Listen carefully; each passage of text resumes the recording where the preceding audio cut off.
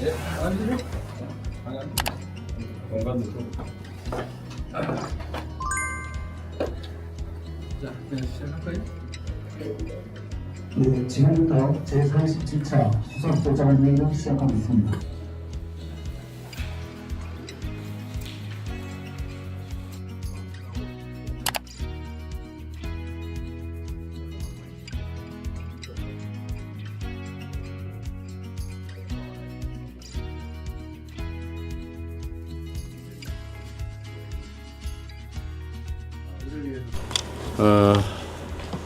지금 우리가 국내에 없으니까 우리 비서진들 어떻게 좀 마음 편하고 좋은가요? 썰렁한 모양이네. 다들 고생 많습니다. 자, 모든 공직자들은 몸이 어디에 있든 국민의 삶을 살피는데 한치의 빈틈도 있어서는 안 됩니다. 정성과 책임을 다해야 되겠죠. 그런 의미에서 외교 순방 중이긴 하지만 화상으로 이렇게 수석 보좌관 회의를 하게 됐습니다.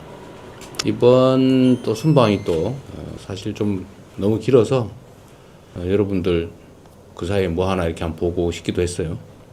정부 출범 이후에 첫 유럽 순방인데 이제 반환점을 돌았습니다. 현재까지 통상, 방산, 안보 등 여러 방면에 걸쳐서 상당한 수준의 호혜적인 성과를 거두었다고 평가합니다.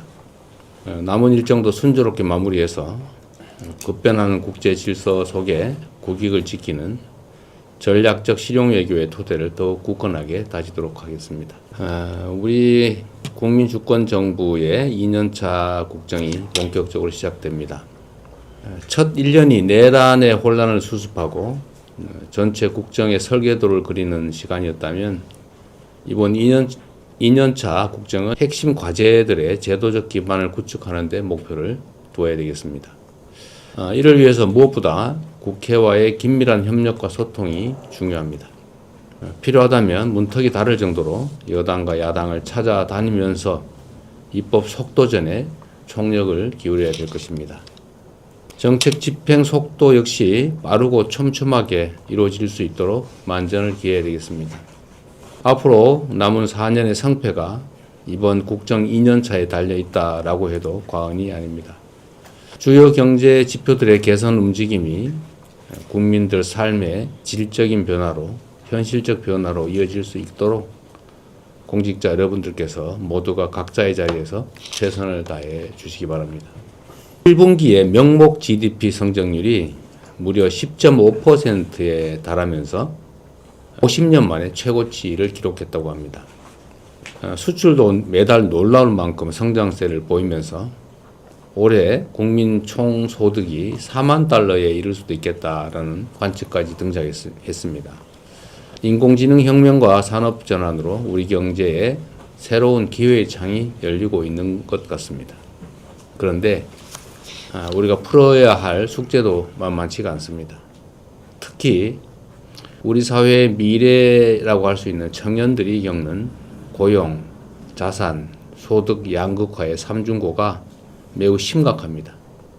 지난 1분기 가구주의 월 평균 명목소득 조사를 해봤더니 전 세대 가운데 유일하게 2030 청년 세대들의 소득만 뒷걸음질 쳤다고 합니다. 심각하죠. 기회의 총량이 줄어들면서 발생하는 이런 문제들을 일상에서 맞닥뜨려야 되는 우리 청년들의 고통이 참으로 심각합니다. 이 문제를 조금이나마 완화할 수 있도록 전력을 다해야 되겠습니다.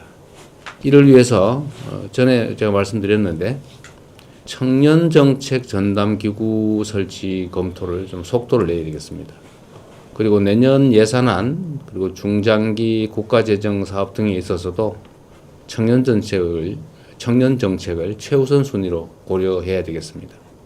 일자리, 창업, 주거, 교육, 복지 등 정책 전반에 걸쳐서 청년 체감도 지수 뭐 이런 거를 좀 한번 개발해서 활용해 보면 어떨까 싶습니다. 우리가 환경 영향 평가, 지역 발전 영향 평가 이런 거 하는 것처럼 각 정책들이 청년들의 삶에 어떤 영향을 미치는지 한번 지수로 평가해 보면 어떨까 그런 생각입니다.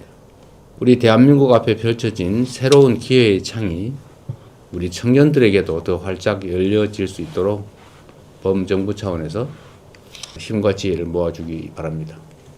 계속 제가 강조하고 있는 것 중에 하나가 국민 안전 문제입니다.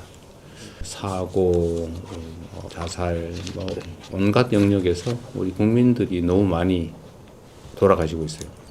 그래서 이 여름 재난도 문제입니다. 이 국정이라고 하는 게 맑은 날에 이미 우산을 미리 준비하고 또 추수하면서 또 내년 농사를 준비하는 것처럼 언제나 미래를 대비해야 됩니다. 아직 무더위나 장마가 본격화되지는 않았다고 해도 지금이 바로 무더위 관련 대책 전반을 꼼꼼하게 한 번 더 되짚어야 될 때입니다. 위험시설에 대한 관리, 또 혹서기 국민안전대책을 세심하게 점검해야 되겠습니다. 한 달 후면 방학이 시작되는데 돌봄 공백 최소화 방안 또한 지금부터 살펴보기 바랍니다. 민생의 어려움을 항상 선제적으로 살피는 좀 어렵긴 하지만 적극적이고 능동적인 행정을 해주시기 바랍니다. 아무리 강조해도 지나치지 않은 게 적극 행정이겠습니다. 상황이 쉽지는 않은데 그래도 우리가 시키지 않더라도 스스로 또 관련 제도나 전례가 없다 할지라도 필요하면 적극적으로 하는 그런 자세가 필요합니다. 제가 자꾸 들여다볼 때마다 좀 문제다 싶은 게 있습니다. 다 국민 여러분 다 아시는 것처럼 참정권 침해 문제입니다. 이건 민주주의의 근본이라고 할 수 있는데 어쩌다 이런 일까지 벌어지고 있는지 참으로 황당합니다. 당황스럽습니다. 참정권 침해에 대한 우리 국민들의 정당한 문제 제기를 다 인정하고 수용합니다. 그런데 그건 그거고, 그런데 이거를 악용을 해가지고 이 터무니없는 음모론을 선동하는 세력들이 또 고개를 들고 있습니다. 변명의 여지가 없는 선관위의 투표 관리 부실로 촉발된 이번 사태는 K민주주의, 또 첨단산업, K컬처를 자랑하는 대한민국의 국격에 심각한 오점을 남기고 있습니다. 그렇긴 한데 선거 결과 조작 등등을 운운하면서 부정선거론을 퍼뜨리는 것은 이 문제의 본질을 왜곡하고 국민들의 귀한 목소리를 모욕하는 반사회적 행태입니다. 더구나 이런 주장을 펴는 사람들 가운데 일부는 현장 경찰관을 상대로 위해를 가하기도 하고 또 주변 시민들을 위협하기도 하고 가끔씩 이해할 수 없는 무슨 검색 검문 행위도 하고 출입도 막고 이렇게 업무방해를 하고 있는 것 같습니다. 마땅히 법과 원칙에 따라서 합당한 책임을 물어야 되겠습니다. 우리가 뭘 하더라도 지켜야 될 선이 있는데 그 중에서 가장 명확한 선이 법과 제도 아니겠습니까? 국민 참정권 침해 사건을 민주주의와 국민주권 강화를 위한 전화위복의 계기로 삼으려면 건강한 비판과 건설적 대안 마련이 보장되고 또 함께 이루어져야 됩니다. 이를 위해 철저하고 투명한 진상규명에 속도를 낼 필요가 있습니다.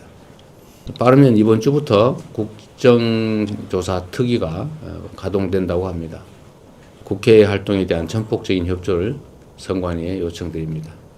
검경 합수본 역시 성역 없는 책임 규명에 박차를 가해야 되겠습니다. 청년들과 시민들의 정의로운 분노에 우리 사회 모두가 책임 있는 행동으로 응답할 때입니다. 네, 이상입니다.